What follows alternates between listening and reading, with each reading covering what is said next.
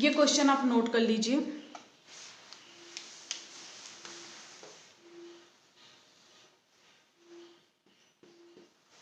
मैं हट रही हूँ, एक सेकंड रुकिएगा आप लोग। ये क्वेश्चन नोट कर लीजिए। अंग्रेजी की परीक्षा में 5 छात्रों के प्राप्तांक निम्नलिखित हैं। इनके आधार पर समांतर माध्य की गणना कीजिए। वो नंबर आपके कौन कौन से हैं? 10, 20, 40, 50 और 30।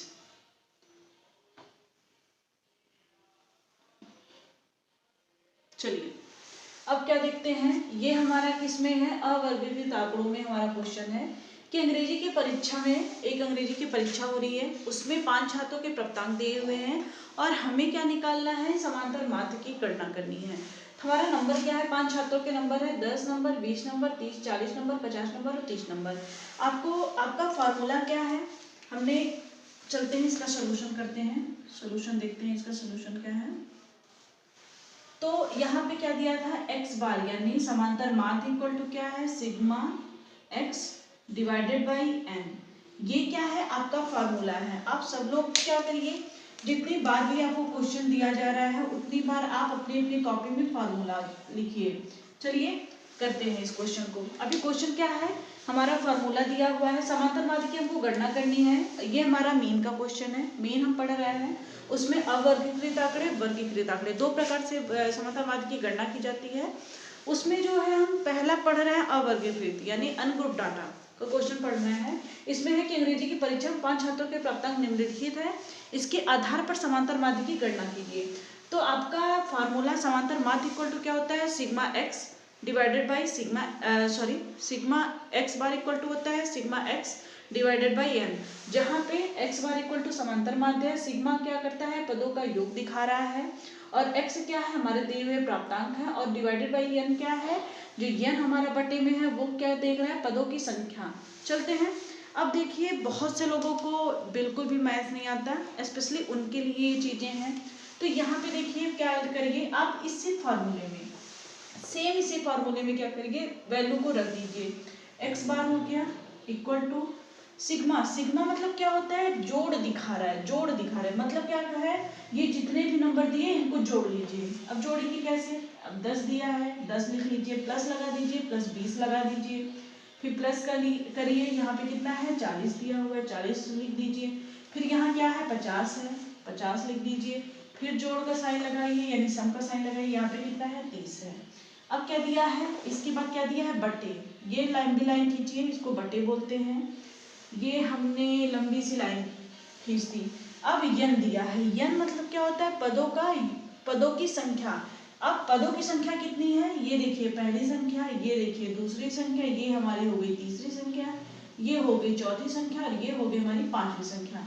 यानी हमें इसे किससे डिवाइड, यहाँ नीचे हमारा कितना नंबर आ जाएगा? यहाँ लास्ट वाला जो नंबर आता है वही हमारे यहाँ लिख देंगे। कितना नंबर है हमारा? यहाँ पे 5 है, तो हमने यहाँ पे क्या लिख दिया? 5 लिख दिया।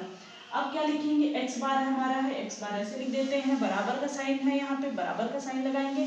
अब देखिए अब इसको जोड़ना है, 10 जोड़ेंगे, 10 में 20 जोड़ेंगे, कितना हो गया? 30। अब ऐसे देखिए कुछ लोग को जोड़ने नहीं आता है। देखिए पैसा सबको पसंद होता है, ठीक है, सबको पैसे चाहिए, पढ़ाई भी कर रहे हैं, क्यों? क्योंकि हम कुछ अच्छा कर सकें, अच्छा बन सकें, और फ्यूचर में जाके हम कहीं किसी को शिक्षा दे सकें और उससे हम अपनी कुछ अर्निंग कर सकें यानी पैसे कमा सकें। तो देखिए मान लीजिए क्या है कि हमारी 5 दोस्त हैं, ठीक है, हमारी 5 दोस्त हैं, ए है, बी है, सी है, डी है, ई है, ठीक, ABCD है यहाँ तक। एक के पास कितने हैं? 10 रुपए हैं, और दूसरे के पास जो है 20 रुपए हैं। दोनों क्या मिली? एक के पास 10 रुपए हैं, दूसरे के पास 20 रुपए हैं। वो दोनों अपने पैसे एक जगह रख दिए। कितने रुपए हो गए? 10 और 20 कितने हो गए? 30 हो गए, ठीक। इन दोनों का तो हो गया काम। ये दोनों अपने पैसे एक साथ रख दिए, कितने रुपए हो गए? इसके पास 30 रुपए हो गए। अब देखिए ये जो तीसरी दोस्त है ये बोलती है ठीक है मैं भी अपने पैसे तुम्हें दे दूंगी। अब 30 रुपए इन दोनों दोस्तों के पास है, ये क्या करती है? अपना 40 रुपए ला के इसको दे देती है। 40 और 30 कितना हो गया? 40 30 कितना हो गया? 70। कितना हो गया? 70। आपका 70 रुपए हो गया आपके पास। अब ये जो चौथी दोस्त है वो बोलती है मैं भी अपना पैसा तुमको दूंगी, मैं भी अपना पैसा यहाँ पे जमा करूंगी। तो ये 7 और 5 यानी 70 और 50 जब ऐड करेंगे तो जोड़ के बताइए कितना होगा? कितना हो जाएगा? 120। इन दोनों को जब जोड़ेंगे कितना हो गया? 120। अब देखिए क्या होगा, जो 30 वाली है, जो पांचवी दोस्त है वो भी क्या करेगी, मैं भी अपना पैसा यहाँ पे जमा करूंगी, तो इन दोनों को जब जोड़ेगी ये भी अपना पैसा जमा करेगी, कितना हो गया 150। फाइनल आपका कितना हो गया 150। जोड़ देना क्या, 5 दोस्त हैं, एक के पास 10 रुपया है, एक के पास 20 रुपया है, तीसरे के पास 30 रुपया है, चौथे के पास 40 रुपया है, पांचवें के पास क्या है 50 रुपया है। पांचों जब अपना पैसा मिला देंगे तो कितना बन रहा है 150 रुपये। तो यहाँ पे सबको जोड़ने के बाद कितना आ गया 150। 150 आ गया, जोड़ लिया आपने ऊपर की संख्या 150 आ गया। ये बड़ी वाली लाइन हमारी किसकी दी हुई है, भाग की दी हुई है, तो हम क्या कर देते हैं डिवाइडेड बाई, यानी भाग कर देते हैं। किससे भाग करेंगे, नीचे क्या है 5 है, तो हम यहाँ पे क्या लिख देंगे 5 लिख देंगे। अब बताइए कितना हो गया। अब इसको देखिए 5 के पहाड़े में कितना बार 15 आता है, 5 3 जा 15, यानी कितनी बार आ गया 30 बार, 3 बार आया। यहाँ पे 0 है तब यहाँ 0 लगा दीजिए। अब बताइए समांतर माध्य हमारा कितना आ गया 30 आ गया, कितना आ गया हमारा समांतर माध्य 30 आ गया। यही हमारा क्या है आंसर है, यही हमारा क्या है आंसर। इतनी चीजें समझ में आई सबको, एक बार देख लीजिए आप, समझ में आई। चलिए यहाँ पे आपको सबको समझ में आया क्या करना है, एक्स बार इक्वल टू क्या है sigma x divided by n. अब क्या करते हैं, मैं थोड़ा सा नंबर चेंज कर देती हूँ, आप उस क्वेश्चन को करिएगा, ठीक है।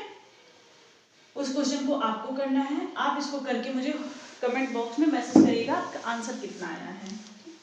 हम यहाँ पे नंबर कितना लेते हैं, मान लेते हैं 20, 30, 40, 60 और कितना हो गया 50। आपका नंबर कितना है 20, 30, 40, 60 और 50, ठीक है। ये आपका होमवर्क है, आप इसको जो है सॉल्व करके कमेंट बॉक्स में क्या करेंगे मुझे मैसेज करेंगे। क्या करेंगे आप, कमेंट बॉक्स में मुझे मैसेज करेंगे। मैं अच्छे से लिख देती हूँ, यहाँ पे 60 है और यहाँ पे आपका 50 है। आप सबका आंसर मुझे कमेंट बॉक्स में आना चाहिए। चलिए ये तो हमारा हो गया अवर्गीकृत आंकड़े। अब हम पढ़ेंगे वर्गीकृत आंकड़े। वर्गीकृत आंकड़े हमें क्या करने के लिए कितने प्रकार की विधियों का प्रयोग किया जाता है, 2 प्रकार की। पहली क्या है लंबी विधि द्वारा, दूसरी क्या है छोटी विधि द्वारा। तो सबसे पहले आते हैं अब वर्गीकृत आंकड़ों में। हेडिंग डालिए सारे लोग, वर्गीकृत आंकड़े, हेडिंग डालिए वर्गीकृत आंकड़े। वर्गीकृत आंकड़ों में लिखिए आप, लिखिए। चलिए वर्गीकृत आंकड़े क्या होते हैं ये जान लेते हैं। वर्गीकृत आंकड़े क्रमबद्ध होते हैं और अवर्गीकृत आंकड़े क्या थे, क्रमबद्ध नहीं थे, हमारे क्या हुए थे बिखरे हुए थे। अवर्गीकृत आंकड़े हमारे बिखरे हुए थे और जो वर्गीकृत आंकड़े हैं वो हमारे क्या है क्रमबद्ध हैं। तो लिखिए वर्गीकृत आंकड़े, लिखिए हेडिंग डाल लीजिए वर्गीकृत आंकड़ों का मध्यमान या समांतर माध्य निकालने की विधि। इसमें आप लिखिएगा वर्गीकृत आंकड़े क्रमबद्ध होते हैं सांख्यिकी में, इसी प्रकार के आंकड़ों का सांख्यिकी में इसी प्रकार के आंकड़ों का मध्यमान निकाला जाता है। सांख्यिकी में इसी प्रकार के आंकड़ों का मध्यमान निकाला जाता है। इसके लिए 2 विधियां प्रयोग की जाती हैं। इसके लिए क्या है 2 विधियां प्रयोग की जाती हैं। पहले लिखिए लंबी विधि द्वारा यानी लॉन्ग मेथड, दूसरी लिखिए छोटी विधि द्वारा यानी शॉर्ट मेथड। हो गया। चलिए अब लिखिएगा लंबी विधि द्वारा, हेडिंग डालिएगा आप लोग, लंबी विधि द्वारा वर्गीकृत प्राप्तांकों का, लंबी विधि द्वारा वर्गीकृत प्राप्तांकों का मध्यमान निकालना। हेडिंग हो गई। चलिए इसमें लिखिएगा लंबी विधि द्वारा, लंबी विधि द्वारा समांतर माध्य निकालने के लिए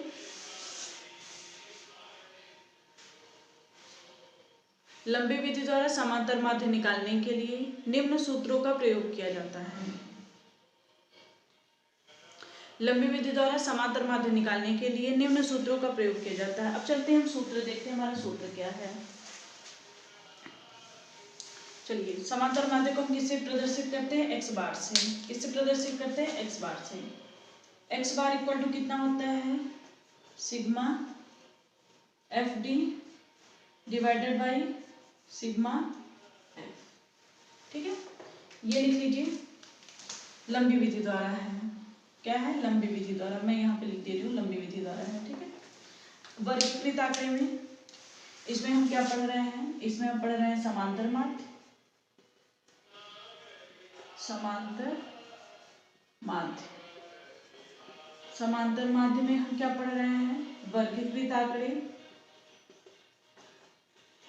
वर्गीकृत आंकड़े निकालने, वर्गीकृत आंकड़ों के द्वारा क्या निकालना है? आंकड़ों के द्वारा हम क्या निकाल रहे हैं? लंबी विधि द्वारा। किस विधि द्वारा? लंबी विधि द्वारा। ठीक है। लंबी विधि द्वारा हमने हेडिंग डाला है ना, लंबी विधि द्वारा। लंबी विधि द्वारा अगर समांतर माध्य निकालना, उसके लिए फार्मूला है x bar equal to sigma f d divided by sigma f. चलिए, जहां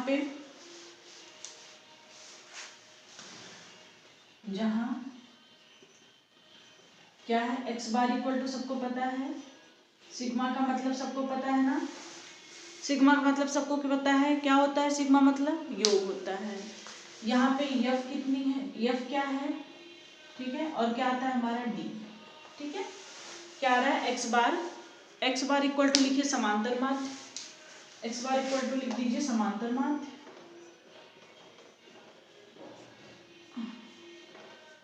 ये हो गया हमारा समांतर माध्य। दूसरा क्या हो गया? ये हमारा योग हो गया। योग यानी सम हो गया, दे रहे हैं यहाँ पे सम हो गया। यफ मतलब आवृत्ति यानी फ्रीक्वेंसी। आवृत्ति क्या है? एफ हमारी क्या है? आवृत्तियां हैं। क्या है? फ्रीक्वेंसीज हैं। ठीक है। जो हमारा डी है इतना लिख लीजिए, एक्स बार इक्वल टू समांतर माध्य, सिग्मा इक्वल टू योग यानी सम, एफ मतलब फ्रीक्वेंसी यानी आवृत्तियां,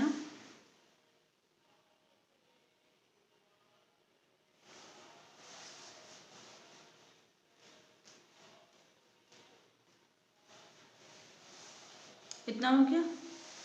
एक चीज और बच गया है, एक सेकेंड। सिग्मा एफ आपका बचा है। क्या बचा है? Sigma F. सिग्मा एफ लिख दीजिए। सिग्मा एफ इक्वल टू लिखिए आवृत्तियों का योग। क्या है? आवृत्तियों का योग। इसको लिख दीजिए सिग्मा एफ इक्वल टू क्या होता है? आवृत्तियों का योग। ठीक है। और उसके बाद आपका क्या बचा है? इसके बाद बचेगा x।